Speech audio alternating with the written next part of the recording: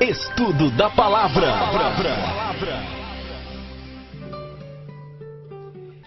Amados, nós estamos aqui numa série apologética sobre as perguntas acerca da morte, que é um tema polêmico hoje no meio cristão, sem dúvida nenhuma.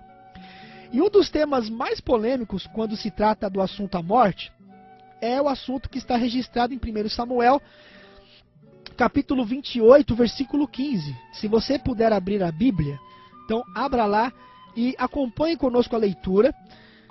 Ali em 1 Samuel, capítulo 28, versículo 15, uma pergunta que é gerada dentro deste assunto é a seguinte: se realmente os mortos dormem no pó da terra, se eles não têm consciência alguma após a morte, uma vez que nós estamos estudando aqui e temos visto que não há uma entidade desencarnada fora do corpo após a morte, não é?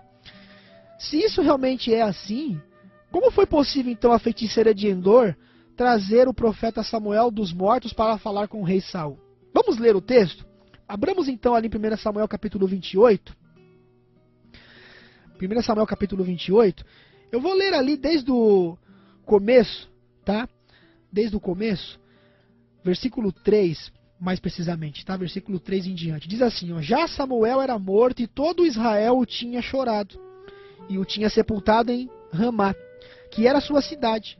Saul havia desterrado os médiuns e os adivinhos. Então veja que Saul, o rei Saul, ele tinha acabado com os médiuns e com os adivinhos. Note isso aqui, que isso aqui é muito importante, uma chave para a gente poder entender o assunto aqui tratado, tá?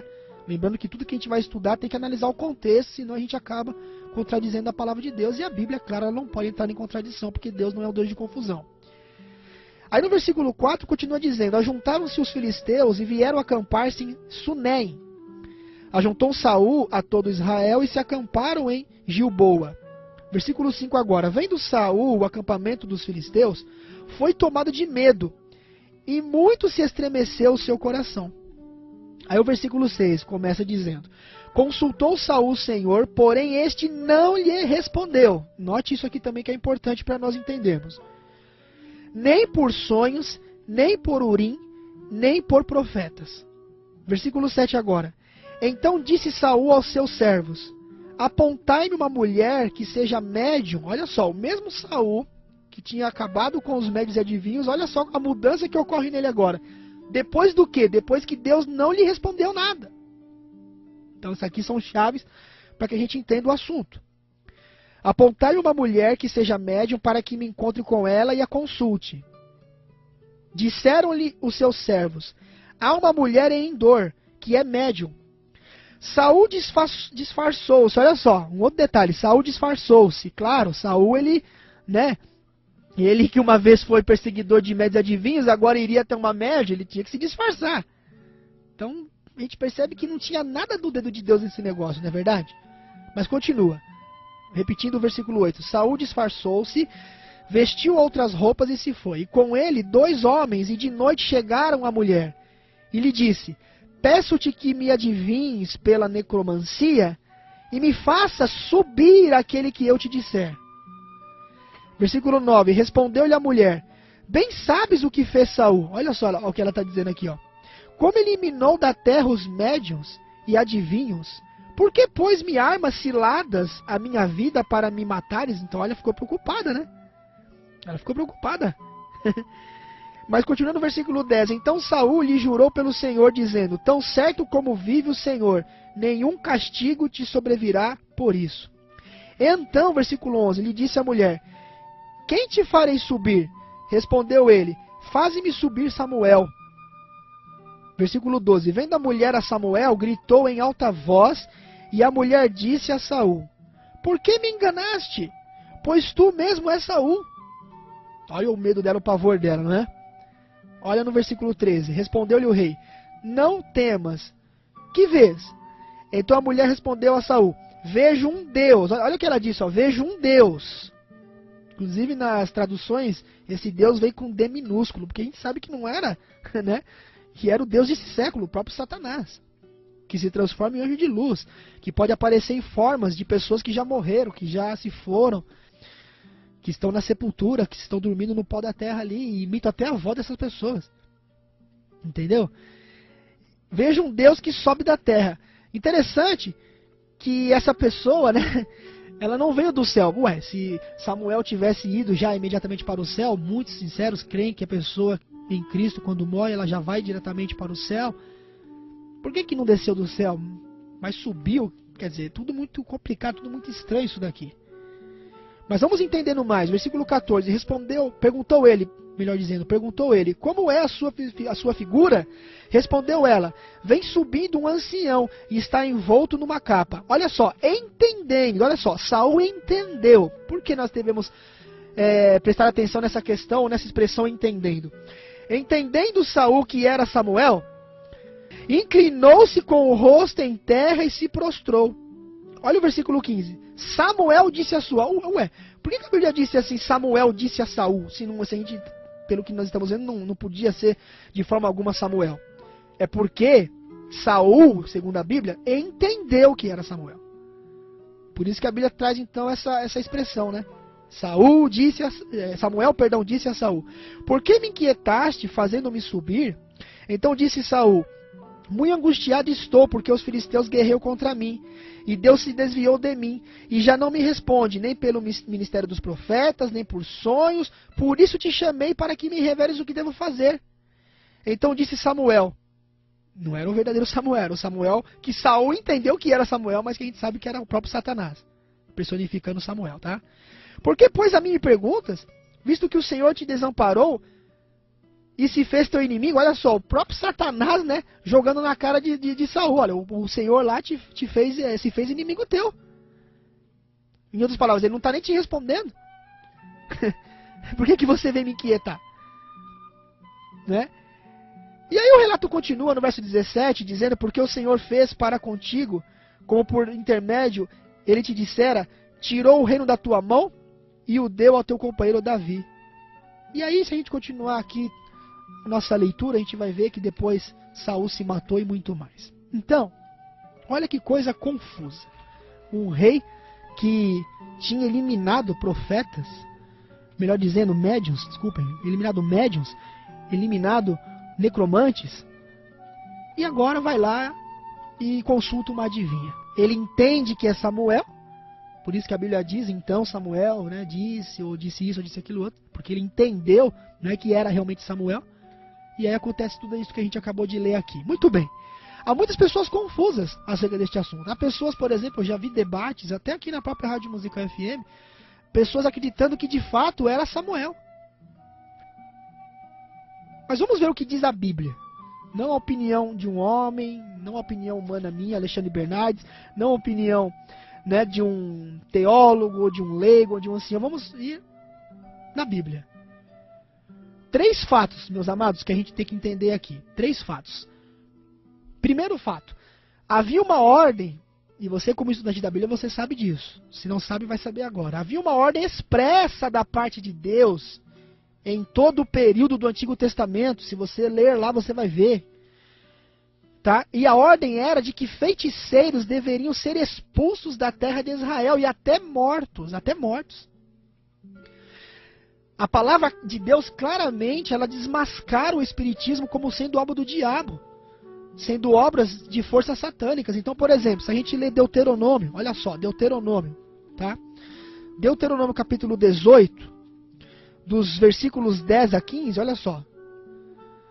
Não se achará entre ti quem faça passar pelo fogo o seu filho ou a sua filha, nem adivinhador, olha bem, nem prognosticador, nem agoureiro, nem feiticeiro, olha só, nem cantador, nem necromante, nem mágico, nem quem consulte os mortos. Pois todo aquele que faz tal coisa é abominação ao Senhor, e por essas abominações o Senhor teu Deus os lança de diante de ti. Perfeito serás para com o Senhor teu Deus, porque estas nações que has de possuir ouvem os prognosticadores, os adivinhadores, porém a ti o Senhor teu Deus não permitiu tal coisa. 15 agora. O Senhor teu Deus te suscitará um profeta do meio de ti, de teus irmãos, semelhante a mim, a ele ouvirás. A ele ouvirás. Então, Deus proibiu veementemente esse tipo de coisa, de consultar necromantes, adivinhos e tudo mais. Era proibição da parte de Deus. Tá? Isaías 47, se nós lemos o livro de Isaías, capítulo 47 agora, livro de Isaías, capítulo 47, versículos 13 e 14, diz a Bíblia: já estás cansada com multidão das tuas consultas? Levante-se, pois, agora os que dissecam os céus e fitam os astros, os que em cada lua nova te predizem o que há de vir sobre ti. Eis que serão como restolho, fogo os queimará, não poderão livrar-se do poder das chamas, nenhuma brasa restará para se aquentarem, nem fogo para que diante dele se assentem. Primeiro ponto, então, que comprova que não era Samuel ali, mas era na verdade ali quem? O próprio Satanás. Na verdade ali era o próprio Satanás. Então o primeiro ponto que a gente entende que era realmente Satanás e não Samuel, além do fato de que não há consciência após a morte, como nós temos visto até aqui, não é? É que Deus proibiu veementemente a consulta a feiticeiros, a necromantes, a mortos e assim por diante, e adivinhos também. Outra coisa, Saul ele já havia rejeitado o conselho do profeta Samuel. A gente leu agora há pouco, em 1 Samuel 28:6, que ele consultou ao Senhor e ele tinha recebido a resposta. Né? O 1 Samuel, vamos ler novamente? 1 Samuel, então abramos ali a Bíblia. Abramos a Bíblia em 1 Samuel, capítulo então 28, versículo 6. Capítulo 28 de 1 Samuel, versículo 6. Consultou Saul o Senhor, porém este não lhe respondeu, nem por sonhos, nem por Urim, nem por profetas. Então, ele consultou o Senhor, ele recebeu a resposta, tá certo? E a razão específica por que ele procurou a feiticeira de Endor era que, como nós vimos, ele não tinha recebido nenhuma resposta do Senhor. Então, certamente o que Saul viu não foi Samuel. Lembrando, e convém notar que a Bíblia declara que a feiticeira viu um Deus. Em algumas traduções, deuses subindo da terra, no versículo 13, né? E aí Saul, ele achou que era de fato Samuel. Agora, nós sabemos que lá em Eclesiastes capítulo 9, versículo 5 e 6, abrindo ali então a Bíblia rapidamente, Eclesiastes capítulo 9, versículos 5 e 6 diz assim, ó: porque os vivos sabem que hão de morrer, mas os mortos não sabem coisa nenhuma. Olha lá, está bem clara a Bíblia, não tem como duvidar, não precisa ficar perguntando para A, B, C ou D. A própria Bíblia responde, ó, não sabem coisa nenhuma. Nem tampouco terão eles recompensa. Olha, não há recompensa após a morte. Seja o paraíso, seja o inferno, não há. Porque a sua memória já está no esquecimento. Amor, ódio, inveja, para eles pereceram. Então, meus amados, uma vez que a Bíblia diz que as coisas acerca da morte são assim, obviamente que Satanás se disfarça tomando a forma e imitando até a voz de entes queridos que já se foram. Apocalipse capítulo 16, em Coríntios também, lá fala que Satanás ele se transforma em anjo de luz para nos enganar. E em Apocalipse capítulo 14, versículo, melhor dizendo, trocando, 16 verso 14, ao contrário. Apocalipse 16, 14, olha só, porque eles são espíritos de demônios, operadores de sinais. E Satanás, ele aparece na forma humana de uma pessoa, imita até a voz da pessoa. Fala de detalhes que só aquela pessoa que a conhecia sabe, ou sabia. E muitos, infelizmente, pessoas sinceras, pessoas bondosas, boas pessoas, pessoas de caráter, mas estão sendo enganadas. E terminando, qual foi o resultado final? Qual foi o resultado final da visita de Saul à feiticeira de Endor? Será que ele se arrependeu? Será que ele confessou o seu pecado? Mudou de vida? Não foi nada disso. Pelo contrário, ele ficou desesperado. E o que aconteceu com ele? Ele morreu. Esse relato você encontra lá em 1 Samuel 28, versículo 16, versículo 20, versículo 21. E depois no capítulo 31, versículo 3, 4, 9 e 10. Então, enganado por Satanás, Saul entregou a sua vida à perdição, como nós já sabemos a história. Meus amados, não se esqueçam disso. Quando estudarmos a palavra de Deus, estudemos ela sempre através do seu contexto bíblico e histórico, comparando texto com texto. Porque senão muitos vão começar a acreditar que de repente é do próprio Samuel mesmo. Uma coisa que é um absurdo, né? Então examine o contexto. Se você ainda não está satisfeito, procure mais textos que falam sobre aquele assunto. Vai em Gênesis, vai em Apocalipse, vai em Levíticos, vai em Êxodo, vai nos Evangelhos, entendeu? Vai examinando por você mesmo. Até aquilo que eu disse aqui hoje, vai lá e examine, pesquise, vê se é isso mesmo. Se está certo isso que foi falado. Para que a mente de ninguém sirva de juízo para a tua mente. E assim relacionado à minha pessoa também, tá bom? Então, nunca se esquecendo que o Espiritismo começou lá no Éden, quando aquelas duas almas viventes, não almas imortais, e não pessoas onde Deus colocou almas, mas se tornaram almas, porque tinham em si o fôlego de vida. E Satanás então chegou a elas e disse: certamente não morrerás. Quem prometeu a imortalidade da alma, a consciência após a morte, foi quem? Satanás. Agora, em Jesus, aqueles que morreram nele, dormem, descansam. É como se não houvesse espaço de tempo.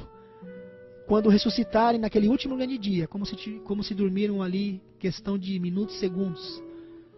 E ressuscitarão para a vida eterna e para sempre estarão com o Senhor. E ali poderemos reencontrar os nossos entes queridos. Que Deus abençoe e que você possa ter entendido esse estudo nesta tarde, em nome